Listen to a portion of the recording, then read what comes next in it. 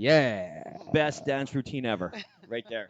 Hey, we should be a dance group. We should. Just joking. We should not be. That was good. All right, everybody. Welcome to podcast number 63. Today, we got a very special guest. We got two of them, actually. One with a really good story that I'm really excited to talk about. Before we do that, let's talk about the podcast sponsor, CSP Embroidery, suppliers of apparel, headwear, and promotional products for your company and organization. Co-brand with companies like Nike, Oakley, Puma, OGIO, and Under Armour. Contact us at 204-880-6394 or email directly at rick, which is me, at cspcandoit.com. Today's guest, sitting directly to my left, was a former psychiatric researcher and a pharmaceutical rep for many years, and now is a director at addictions counselor at Executive Medical Solutions, one of our sponsors. Thank you very much.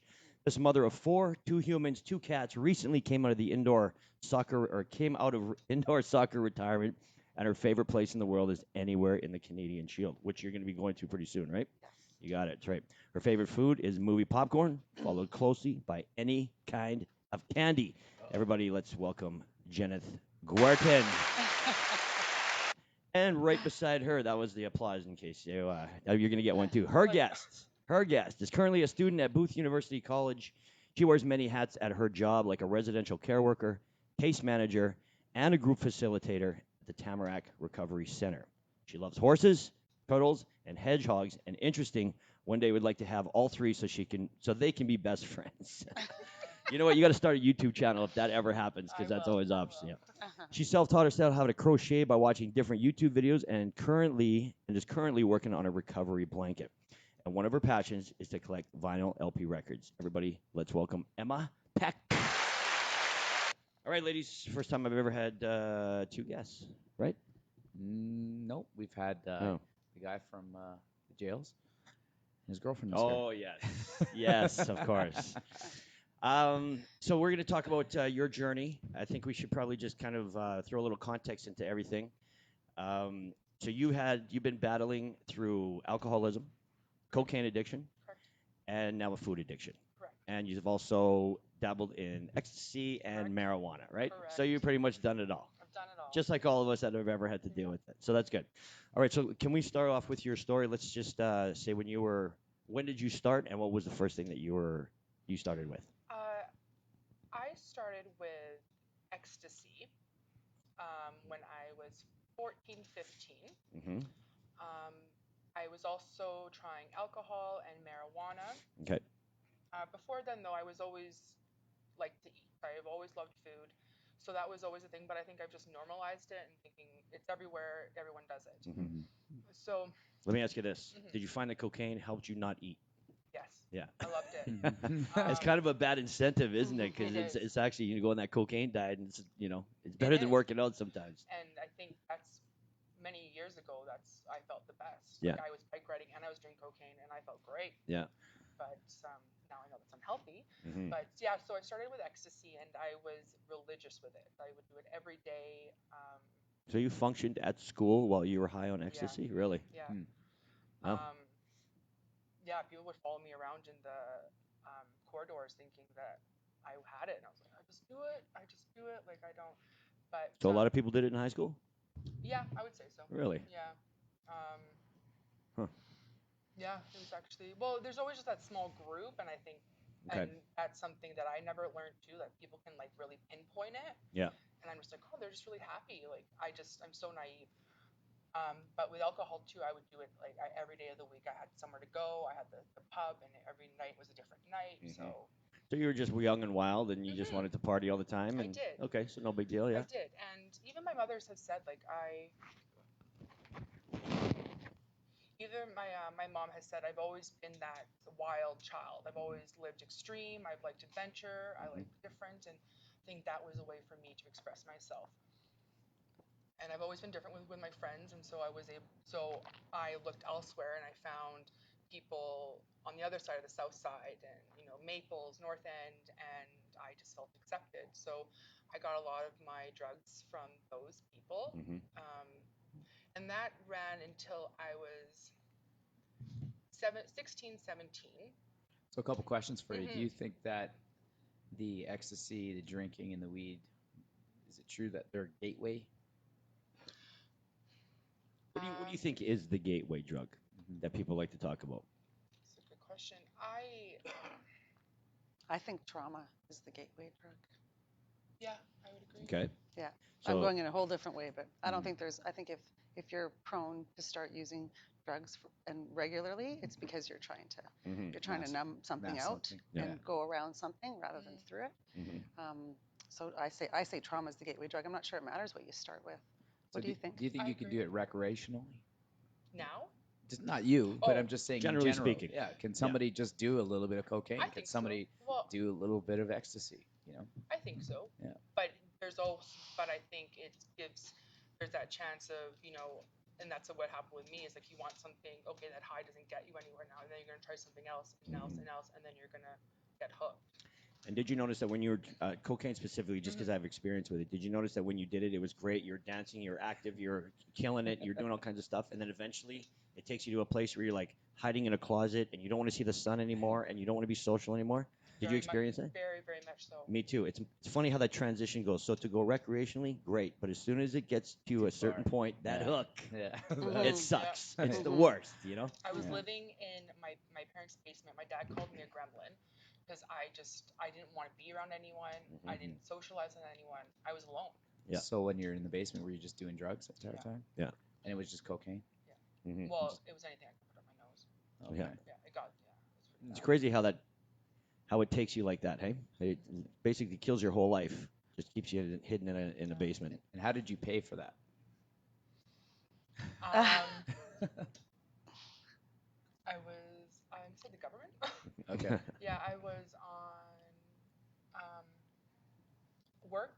Like I would work a little bit, and I lie, I steal. Okay. I do other things. I like sexual favors and all that. So that was one of my lows. Like my mom said she lost Emma. Like I wasn't the person I was meant to be. Like I'd lost all of my self-respect and everything. Yeah. So I appreciate you saying that, by the way. Yeah. That's a tough thing to say. Yeah. For sure. I was holding back, but I was like, you know what? It's true though, right? So, Yeah. And I can tell you this from my experience that when it comes to cocaine, women will sell themselves for it. You know, they will, and they almost see that sounds awful true. Yeah. Yeah. Sounds like a team. Yeah. Go ahead. Like, because I know when I was doing it, I was also selling it, and if they could not pay for it, it was no problem. They absolutely would, do whatever they could to get to take it, right? So or to have it.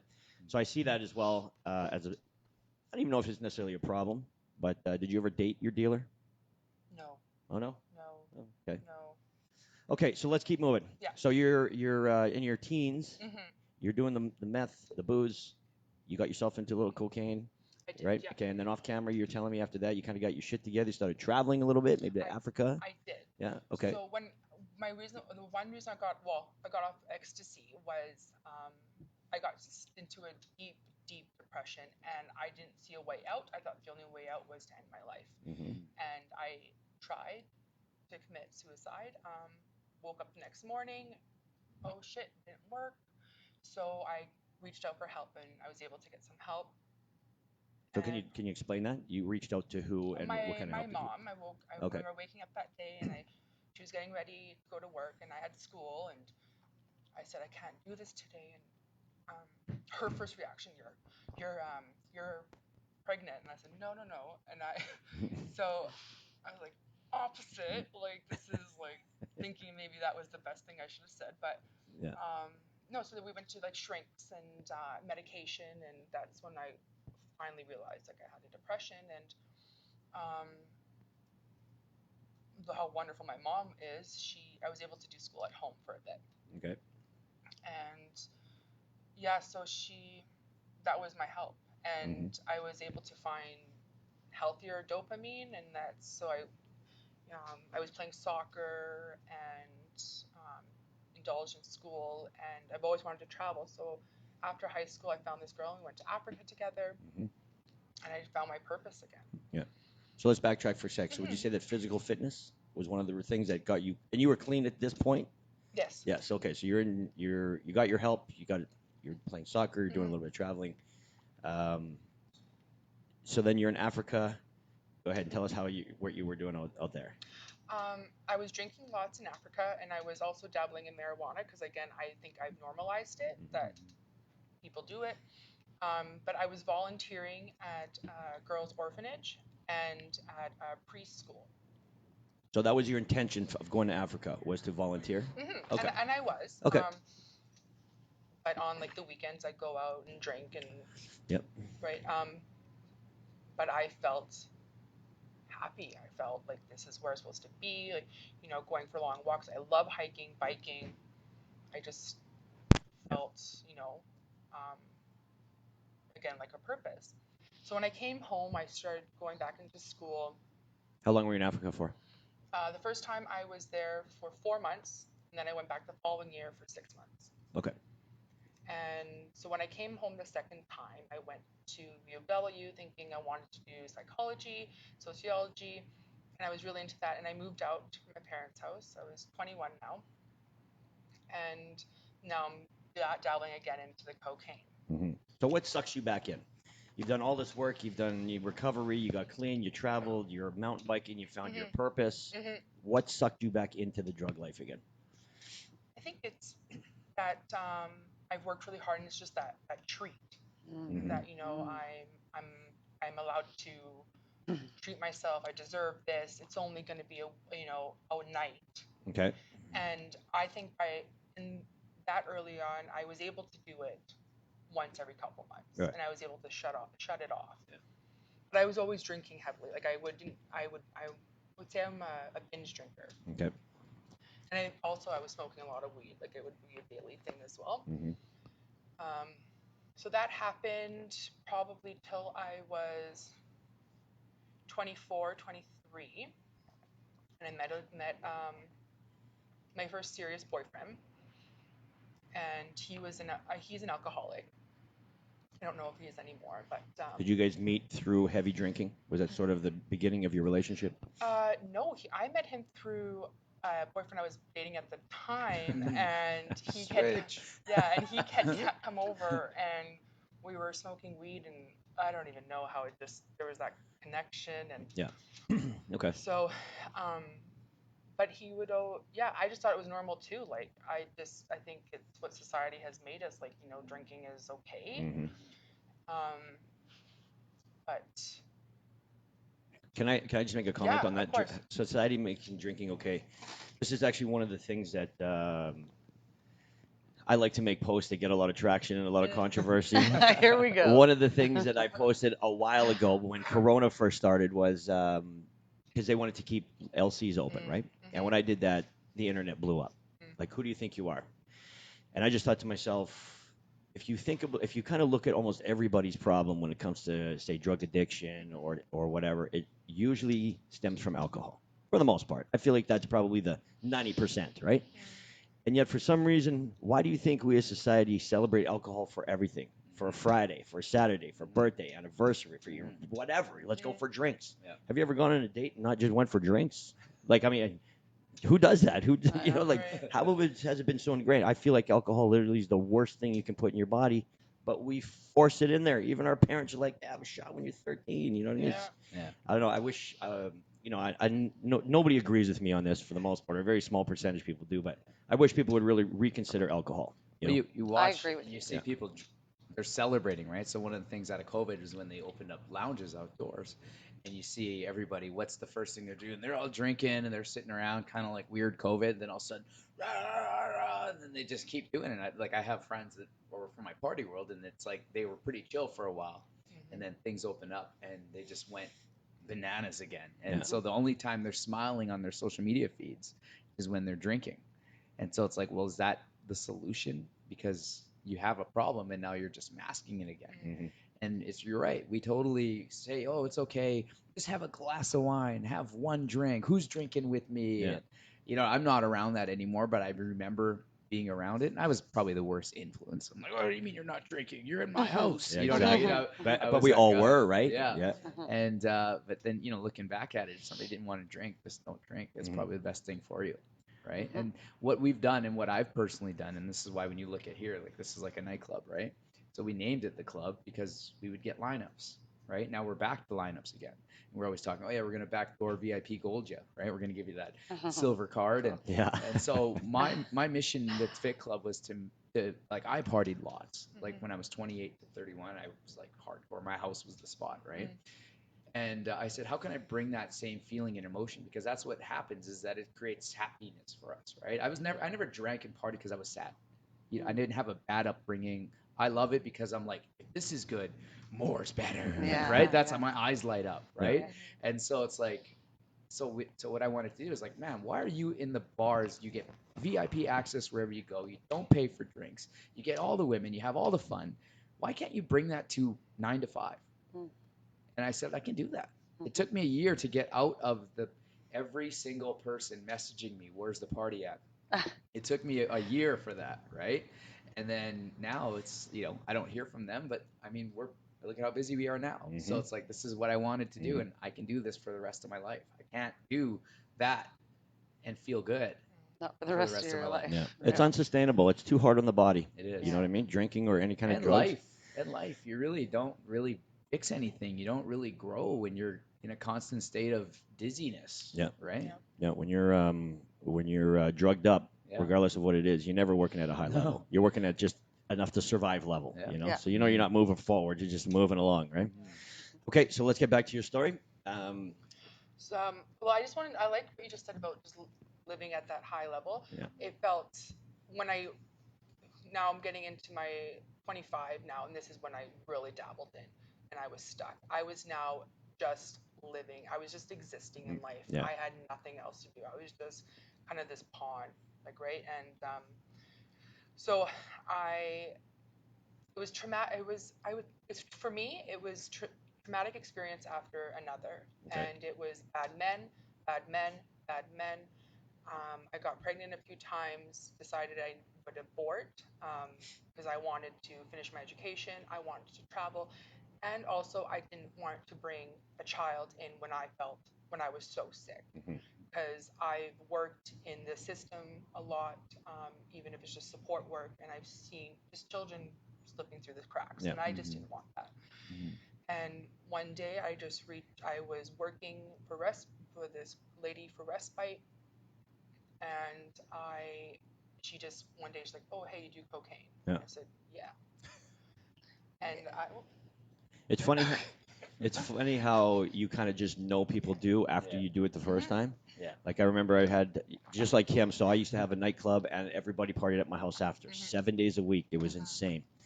And but at first I never did drugs, never did coke till I was 30 years old, right?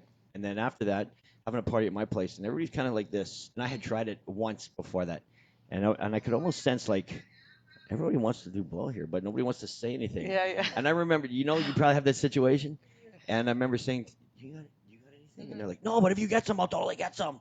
And everybody was then all excited about it. And do you think we could get any? Couldn't get any. So of course the next week I'm like, well, I can get this. Like, is this a business opportunity that just landed on my lap? And that's how it started, right? So next weekend came over, it was all there for them, and before you know it, my place is the place to be, right?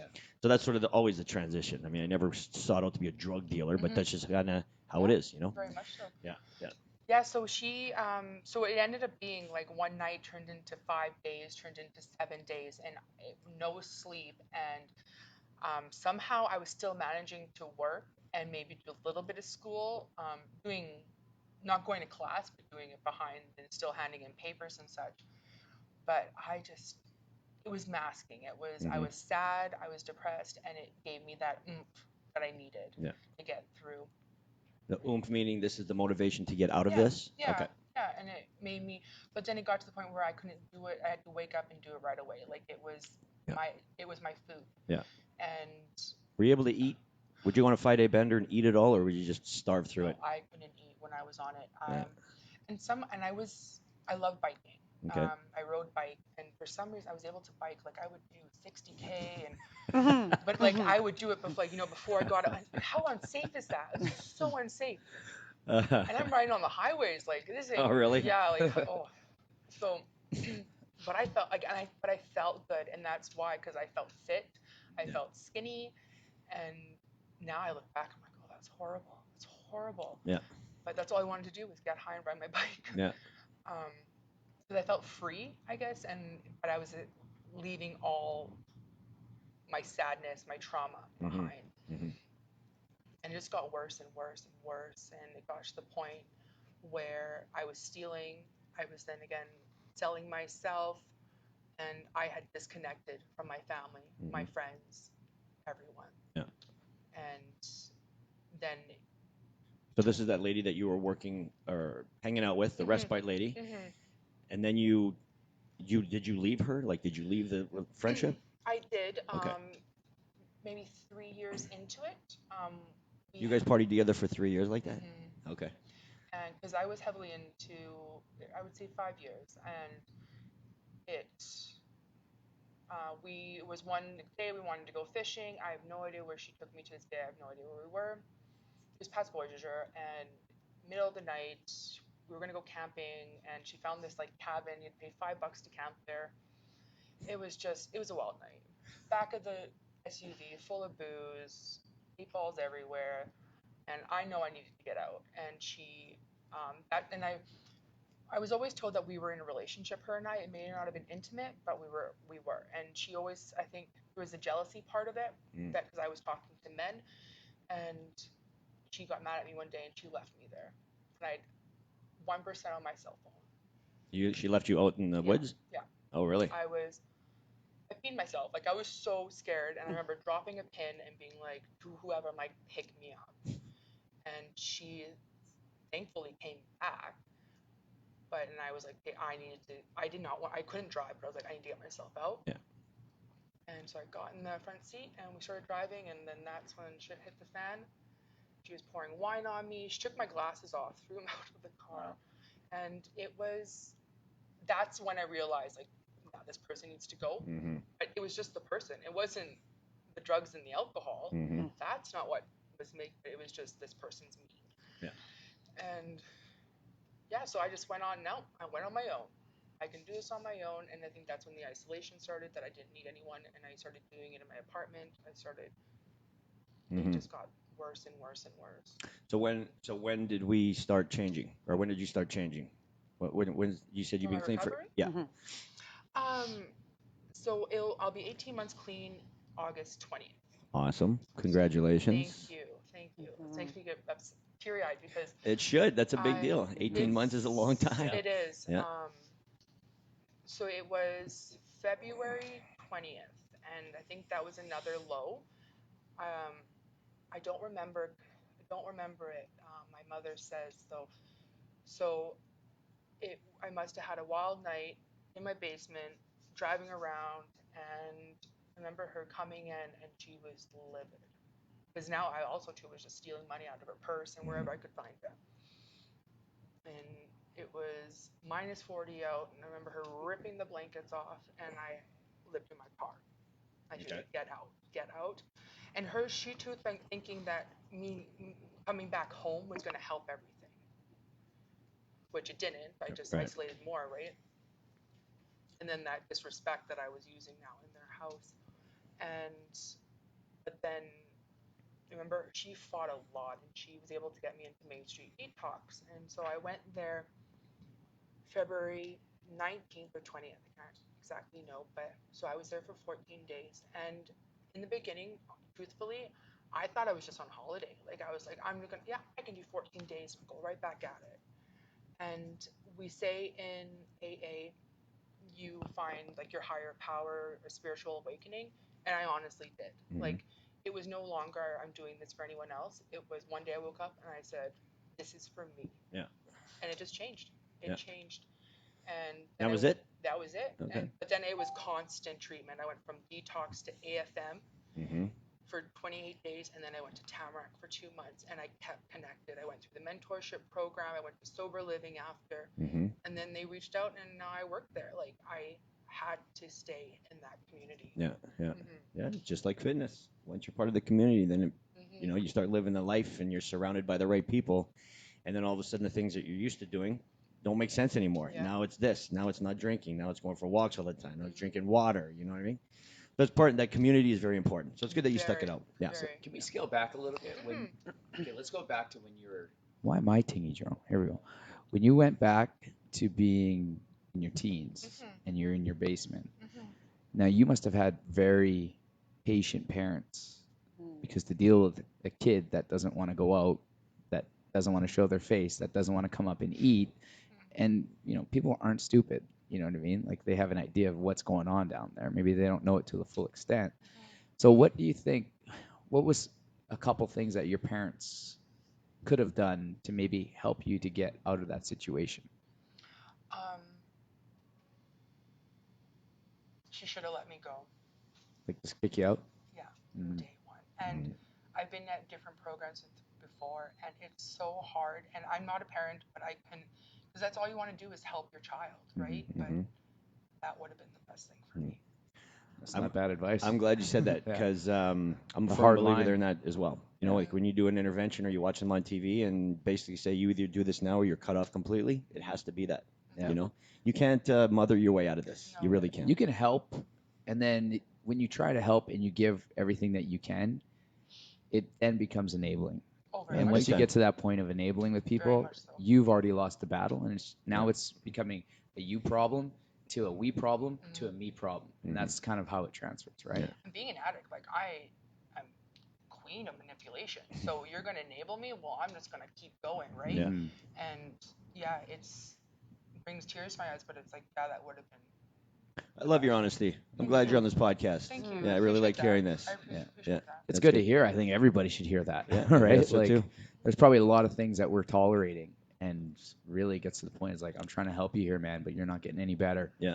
It's time to go. Yeah. Like, and you just, as a parent, as a friend, as a family member, you just got to deal with what it is that it is. Yeah. And then whatever happens after that, you just hope that, hey, well, maybe when you find yourself, we'll find each other. And that's one of the things that's important to know too. Like when you're letting that person go who's suffering from addiction, they're not truly alone. There's so many resources out there, and there's resources out for that parent or for that spouse who's right. Like there's so many people out there to help too. Yeah. That's a tough call as a parent, though. I mean, you certainly see both sides. You don't want to just let your kid go. No. You're trying to fight for their life. But yeah, you're right. Once, like I always say, once that hook is in you, you're unparentable. I think at that point, you really got to do it on your own. You got to suffer a little bit and hurt a little bit, right? So how can we educate everybody in the world to be able to deal with situations like this? Because it's always good to be prepared, right? It's like we train, so athletes, we do preparation, meaning that why do you train in the off season? Well, when you go in the in season, everything is unpredictable. And so as you get faced with new scenarios, whether it be COVID, whether it be a new baby, whether it be a new job, whether it be somebody changes for some reason, there's going to be these areas that we deal with. And so how can we train somebody to be able to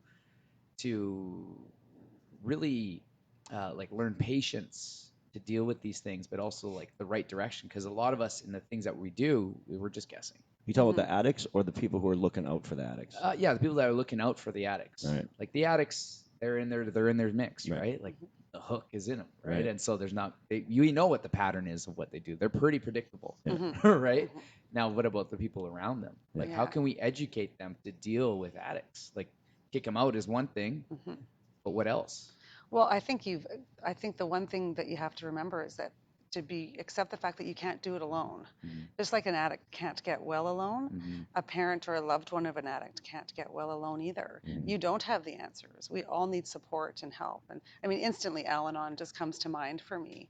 I think Al-Anon's a really good place for parents or loved ones to go. And their kind of motto is love from a distance. You're not going to stop loving your person, your little people. That's not what it's all about. But the way I'm loving you is actually hurting you. And so being able to let go, and that's where there's that enabling factor. But I think you just said it. There's lots of resources out there to learn how to help an addict. And it actually comes down to, in Al-Anon, it's actually about helping yourself. So the loved one gets their own help so that they can learn how to function with the addict. And fundamentally, that will help the addict ultimately. Yeah. But there's lots of research. But yeah, I mean, and it's also very hard. It was very difficult for your mom at that point to think I was going to kick my 16-year-old daughter out on the streets, right? Where it probably was what would have maybe saved you a few years of extra cocaine use. Who knows, right? But it's a hard decision to make. Goodness, yeah. Looking back on your life, everybody says I don't regret anything because it turned me into the person I am today. All right, we're not going to use that as a reason. What are some of the things that you might have done different? Just looking back now, thinking the things that you've dealt with, and those don't necessarily need to be I wouldn't do drugs. You can still say that, but what are some of the things that might have been different in your life? Asking for help when I needed it. Yeah. I'm very stubborn. Mm-hmm. To this day, I'm still very stubborn. I'm thinking I can do it on my own, and I have to catch myself because even now it's hard to say. I have moments still that I cross my mind, like I get upset when I want a glass of wine or something, but I know now I have to ask for help. I just reach out, and I wish I could have asked for help. Yeah. So what about, say, schooling? What about more sports? Like you said, you were into soccer. You really loved it. Like, would you encourage more athletic activities? Would you play more sports? Yeah, I would definitely. Finding any kind of form of community. If it was with sports, I used to horseback ride, and I found a community where I help children with horseback riding. So I'll go in. So it's just like it's passion though. So wherever you feel, that you can grow and flourish. So yeah, I really feel like we keep coming back to community and the importance of it. That's sort of what I'm picking out of this podcast right now. Is finding a positive community. So let me ask you this: what is your new reward? Like the reward for me back in the day was, it's Friday, I'm drinking, right? Like I'll see you Monday, right? So what is it now that is your reward? It's funny you say that. One story, when I was in school before COVID hit, and we finished our midterm, and everyone was like, "Oh, I'm just gonna go and party now." And they're like, "What are you going to do?" I'm like, "I'm going to go home, have a cup of tea and crochet." And they're like, "Really?" I'm like, "Yeah, man, I don't drink." Oh, yeah. You know what? But it's funny because I don't think there's anything wrong with it. I think this is awesome. And I think that what you've done here is very intricate. This right? gives me peace and meditation. Yeah. And I love music. And it's just, I found a different aha that I needed. Yeah. Or, I think what happens is that we're always looking for that big wow, right? What's my next big dopamine burst? And so we don't even enjoy the small things anymore, right? I think after COVID, it's a completely different story. But I think prior to that, we're always trying to one up one thing. Like, what else can I do now? And that's when it turns to drugs, because nothing gets you higher than a nice, something rip up your nose, or, gets to the point where it goes into your veins, right? Like you've seen that track. That's how it's, because this doesn't do it anymore. And so for me personally, I've had to make that adjustment because I've always been a guy, what next? What next? And I never, ever enjoyed any of my success up until recently. People point to my success. I'm like, on to the next thing, right? And so now I wake up, and what gets me out of the bed is I literally write down 5 things, and a lot of times the 5 things are repeated. One of them is my tea. Like, I love to wake up and have tea. I love coaching at 9. Today I wrote, I'm coaching all day. Like, you know what I mean? And I just, those aren't like, oh, we're going to Vegas. I got, today we're going to go and party with my buddies. And you know what I mean? Those aren't my highs anymore. Like, it's the small things, and it's consistent, predictable. And then I just tweak it a little bit and have fun with it and enjoy it. We can truly train our brains to get the same pleasure from other things. Yeah. We really can. And sometimes it can take work. I mean, I remember in my early sobriety going, is anything ever going to feel fun? Like, it was just awful, And now, like, I can tell you one of my favorite things is to get a nice coffee and watch my kids play basketball. My son plays for Bison Juniors. He's an excellent basketball player. I actually find my heart rate increases. Like, I actually I get high from it. And so who would have, 4 years ago, you never would have told me that would have been my high. And now it is. Don't turn into one of those crazy moms, though, okay? I already am. It's too Throwing late. chairs onto the basketball court. That was not a foul. Yeah. It's also that cool. Oh, sorry, go ahead. No. I was going to say, it's also that cool factor, right? When you're hanging out with a bunch of, let's say, school kids, everybody's young. What do you want to do? Of course, you're going to go drinking, partying. Yeah, it's not cool to do schoolwork. Yeah, if you're like, I'm going to go crochet, they'd be like, what'd you just say? Weirdo. You know what I mean? But yes, you find these things just like me. My favorite thing, you're a biker. I'm a cyclist as well. I love to I like to get like fancy cheese and olives and fancy bread and make these little weird lunches, put in a backpack and ride my bike. And I have these little chairs. You plan those? Well, she plans those. Okay. But I like to eat that kind of stuff. I have these little chairs that kind of fold into like little like sausages. They're super small, but when you take them all out, and then, yeah. I don't know. I just like to find a What spot do in you the mean? world and sit then there and eat they fancy go, cheese. and you just lay down in it? One No, of those air ones? It's like a camping chair. Oh, okay. Yeah, Oh, but I know what you're talking but it about. folds in, like you take all the pieces Yeah. out, and then Yeah. it folds into this little thing. So I throw it in the backpack. All this little fancy lunch. Yeah. That's my cocaine now. Yeah. You know what I mean, That's that's my wonderful. party night. I So think that totally. sounds awesome. Yeah, Like I I really see- do. see, I but I feel love here's it. the thing is that people need to vocalize these things. exactly. Right? I know we don't want to like brag about, the knitting that we did because we feel like we're not going to get enough likes. But you got to remember, you don't need 100 people to like your thing just because it was some kind of wicked selfie you did. Mhm. None of those people care. In fact, they scrolled right past it. But the people that care for the crochet, this that you make or the small little lunches that you have, like those are the people that are your tribe and you can connect with them moving forward. And you're like, okay, I got my little band of weirdos. Yeah. Mhm. Right. And so it's like, I can Yeah. be weird. This is what I like. I don't want to do the other stuff anymore. Yeah, I exactly. just want to be weird with the people that want to be weird with me. Yeah. And then Yeah. weird becomes normal. And, Yeah. and a lot of Right. people, they look for that. They would like to do it, but they Totally. don't know any better, so they just go Totally. drinking instead. But Yeah. and I'll give you an example. My other business, I'll do like people come over for a chit chat instead of sitting in my office in the chairs for 30 minutes. They'll say, just come with me. We're gonna go for a walk. And when I had a dog, I was always it's funny. Some of my customers are like, Rick, I can't believe you're getting me walk around the block right now. And then that's how we would chit chat about the Yeah. business, and then we would get there and finish it up. But Yeah. they were cool with it. They're like, hey, man, thanks for this walk. I really loved it. So I feel like a lot of people would like to do things other than drinking and partying. They just don't know who to go to, and they don't want to look uncool. Yeah. You know what I mean? Yeah. Because we're, of course, conditioned to be Yeah. boozers and partiers, right? Yeah. Yeah.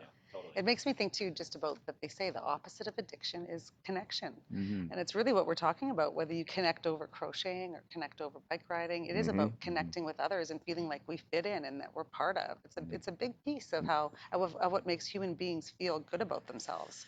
Just is. Absolutely. Yeah. And I when, think at Fit Club, our connection is how sore we are. yeah. Every day. Especially now, man, we're just getting back into it. We just opened up kind of the rest of the gym, so we're using equipment again and cables. And my butt is sore, bro. My shins are Backs, sore. My yeah. back is sore. Like we've been working with no equipment for the last 3 months Yeah. just because we couldn't touch it. And we got But used to it. got used to it. Yeah. You know, body weight is great, but man, you put a weight in your hands, it changes everything. So I just did a workout with Big Mama, and I seriously, my pecs, I can barely even move Yeah. them. Yeah. Yeah. But see, It's this good, is the though. new. This Yeah. is the new Friday nights. This is the new. That's okay, well, let's awesome. work out 3 days in a That's row awesome. versus let's party for 3 days in a row. yeah, yeah. Right? It's all good. Wait, so besides watching those kids play basketball, what do you like to do? Give us some healthy things that a recovering alcoholic would do. What kind of advice would you give to somebody? Yeah, I mean, there's so much. I think volunteering is big. It actually, as we were speaking to, I think certainly specifically in the field of recovery, giving back, being a sponsor, there's all sorts of people that do need to reach out for help. And so I try and be there for people. I have lots of different conversations going on with people, trying to help them get through urges and whatnot. That is a big piece for me that keeps me sober and makes me feel like I'm contributing. I have a purpose. I'm helping others. So helping others, I would say, is a big factor.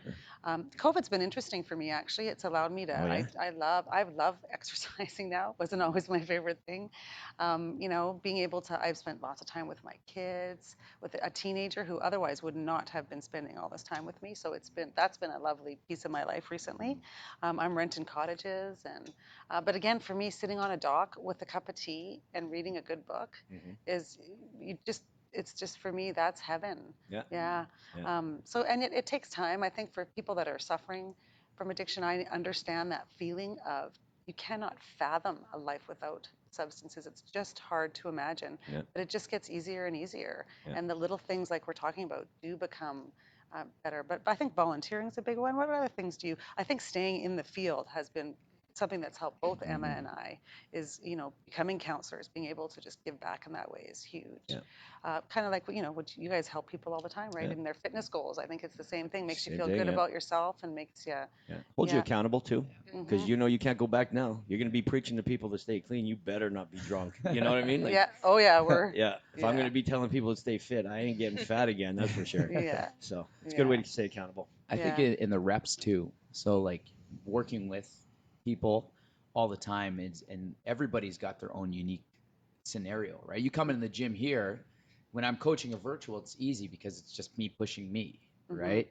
And then when you bring it back onto the blue, and then we've got, you've been working out with us for a month now or whatever it might be. You've never worked out with us, but put you into the same room and I got to coach you differently. And so I learned to deal with reps differently based around where you are in your journey, based around where you are in your journey. And the same thing goes for you. The more clients that you see, the better you get at it, right? You become yourself a master. And then people ask me questions all the time, and I'm like researching today. I research visceral fat, right? And I have this whole thing ready to go, and I'm like, boom, I'm ready. Like, let's put me on the front stage, and then you present it. I mean, that's the next level for you, right? Is starting here on this podcast. And then how do you get the word out? Like, she did some videos for us, and we're going to be releasing them soon. So like, how do you get out in front of more people so that you become a brand and people become aware, and then people know where to get help? Because people don't really know where to work out in the city. They just assume, hey, I'm going to go get myself a big box membership. But then, they get in there and they're like, this is not me. There's no community. There's no tribe. There's no guidance. Right. And that's why we're so public, right? We say Fit Club famous. And so the reason why we're so public, whether it's controversy, but I'll tell you this, there's probably about 200 people in Winnipeg that now know Fit Club because of Rick. Half of them are probably very upset with us. Yeah. But still, no, not that many. The people that know us, and then they'll read into it a little bit more. They'll understand who this human being is, and they'll be like, I want to connect with that. You know what I mean? And so, they say bad publicity is good publicity, any publicity, but, to a certain extent. But we want to, we have such a strong message here with what we do, and I would encourage you to do the same. You talk about marketing. Well, you've got to get it out there, because otherwise people don't go to Yellow Pages. I'm telling you. No. It still exists. Have you seen it a does. Yellow I got Pages? a book the other day. Did It you? went right to the recycling bin. It's really thin. Yeah. No. It went right to the recycling bin. Do you remember those older ones that were just yeah. massive? And everybody was like AA roofing, AAA roofing, AAA roofing, 5A roofing. Yeah. Like everybody was an A roofer. You know what I mean? So stupid back Get then. to the front. We're going to finish with the podcast, but I want to talk to you about your food addiction. And then we're going to talk about this blanket and the meaning behind it. So it was important that we talked about it. What is food addiction? Food addiction. What does it mean to you, I should say? I mean, I understand what it is, but. Okay. Yeah. To me, it's again that mental obsession. I don't think I really realized I had a food addiction until maybe a couple months ago. Because again, I think society just made it normal. It's everywhere. It's everywhere. And so when I was upset, especially getting sober, okay, I'm upset, I'm going to eat. I'm happy, I'm going to eat.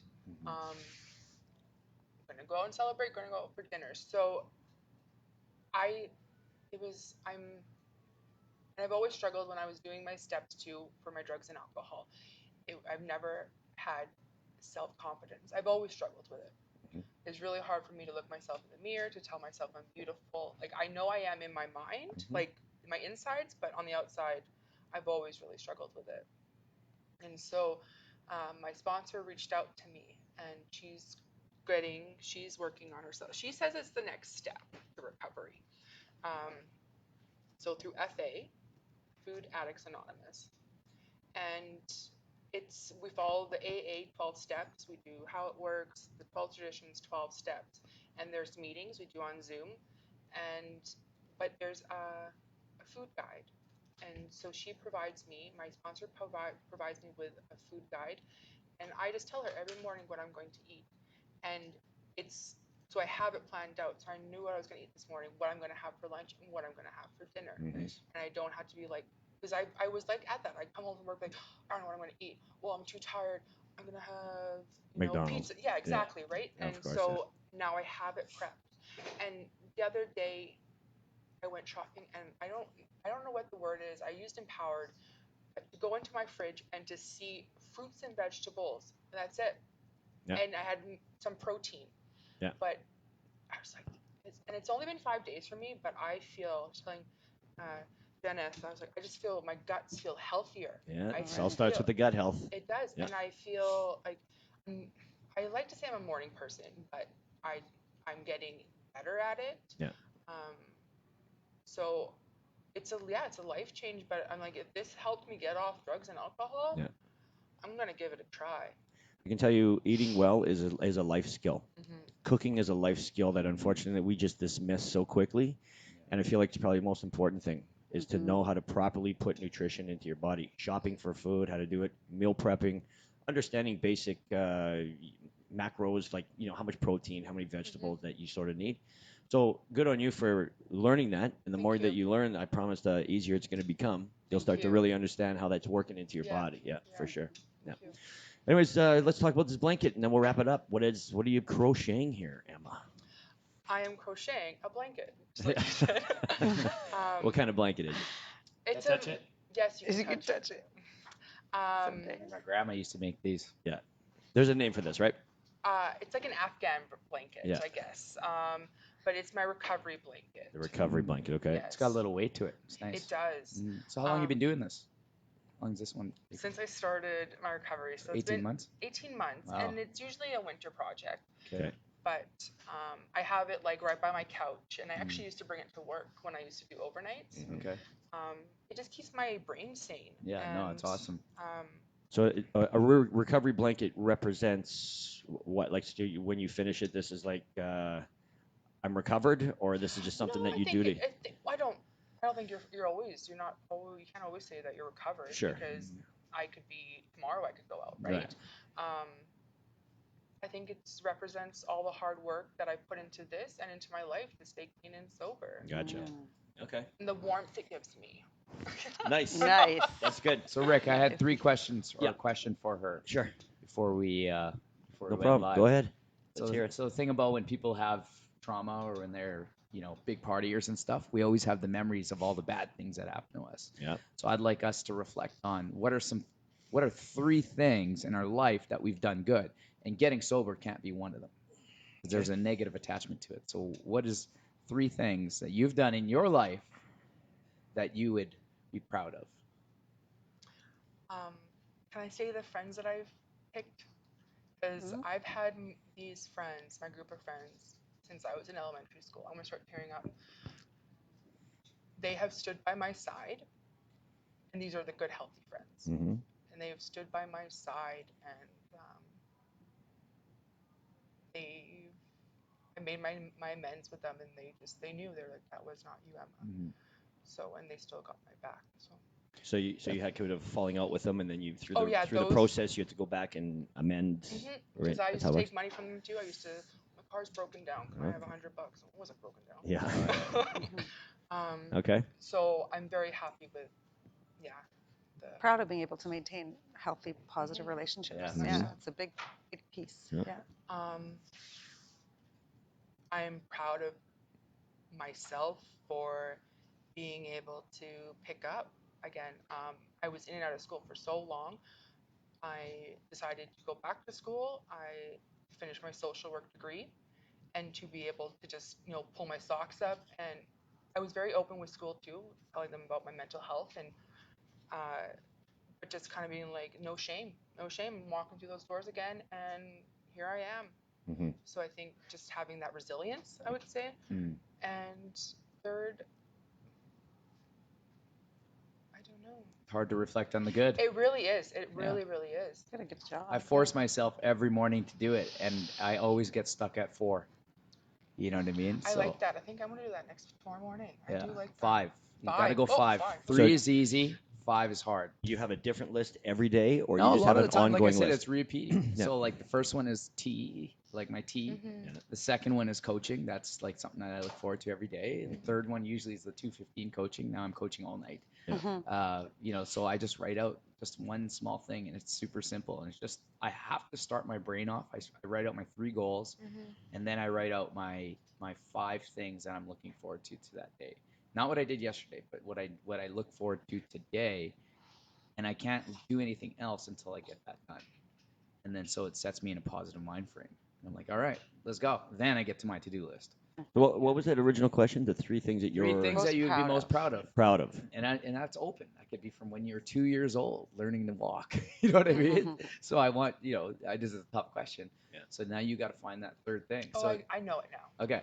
Skydiving. Okay, there you go. Yeah. You did it? I did it. How was it? Holy shit. Oh, it's freaking horrible. But it's that initial getting out of the plane. And then once you're already in the air, I'm like, okay, this is God's it. hands. Describe the feeling of free falling. That's one of Rick's life That's totally goals. one of my things. Describe really? it, sell it to me. Just tell me how good it feels. Gosh. Better than drugs? Oh yeah. Oh, yeah. Oh, Should yeah. he do it sooner than later? Yes. Yes. Like this summer? Yeah. Yes. Yeah. Oh, it's gonna get done. It's don't July. worry. It's like tattoos. It gets addictive. Like, Oh, well, look at this guy. There you go. Yeah, Yeah. exactly. So. Have you bungee jumped? No, Oh. but I would do that. absolutely. I've just never been in a position to do it. I swear to God, if they opened one up tomorrow somewhere, I'd go there. You'd be you know? there, yeah, because it's a good start maybe than the Yeah. plane. I don't know. Yeah. Start small. I don't know. Yeah. It's not that small. Where did you bungee jump? Where was it? In Oregon. Oh yeah, So. off that big bridge. Is that big tall bridge? Is that where you jumped from? No. No? Okay. Oh, skydiving? Oh yeah, sorry. That's the Sorry, plane. wrong That's thing. okay. Wrong thing. Bungee Yeah, jumping. I already got into bungee jumping. No, it's okay. Okay. Jennith, how about you? The 3 things I'm most proud of. Go. Yeah, I'm getting my master's degree. I think I'm pretty proud of that. That was a lot of work. I'm very proud of the fact that I have 2 really healthy, lovely boys that seem to be making their way okay in the world. Okay. Sometimes I wondered if it was how that was going to go. Yeah. And I think my 3rd thing is I've just being really able to find some peace and contentment in my life, and now I've stopped continuing to search to find that happiness. I kind of feel like I have it. which Smelling is the a roses. Yeah, so I really am good now at living in the moment and just enjoying what there is. Big and, time. Yeah, and that took me a long time. Yeah, so I'm very proud of being able to do It's that. good. It's good to be around people like that. It's very soothing. It's very, because we're all hustle bustle people. You are too, Rick. Get out of here. And so if you're around hustle bustle people, you always feel like you're not doing enough. Totally. Right. Totally. And so when you feel like you're not doing enough, you get a little bit of this, right? Oh, I can't sit down and watch TV. This is not, this is not right. Yeah. And so when you can find those people that are just relaxed, and Yeah. even just relaxing without having to have a glass of wine or smoking a Yeah. joint, you just chill. Yeah. Just Yeah. chill. Have a glass of water. Yeah. And chill. Yeah. To your point about kind of the simple things, getting back to the biking, we were just cycling with biking. another couple the other day, and I stopped them and I said, just look around. And of course we're all like talking and moving, and I said, just look. And it was the most beautiful city skyline, and you'll never see it unless you're on your bike. You can't see it from the car because this is just a path that I took them down. And I just thought to myself, this is the nicest thing I've seen in such a long time. And we sit there for about a minute, but that was the reward. Just looking and seeing something really nice, or a little river or something like that. And the key is that you have to stop. But stop. Yeah. Yeah, because otherwise you just want to keep ripping it, right? You know Yeah. what it's like, of Yeah. course. Yeah, Yeah. for sure. Yeah. Anyways, Cool. that's it. That's all. Great. All right. Phenomenal. That's all. So, guys, do me a favor, like, comment, and share this video on Facebook. Thanks Tell for everybody tuning about in. it, especially if you know anybody that might be battling through any kind of addiction, or somebody who might be a parent of. Oh, We'll yeah. call them that. And go to our YouTube channel at fitclubmedia.com, and everybody have yourself a great day.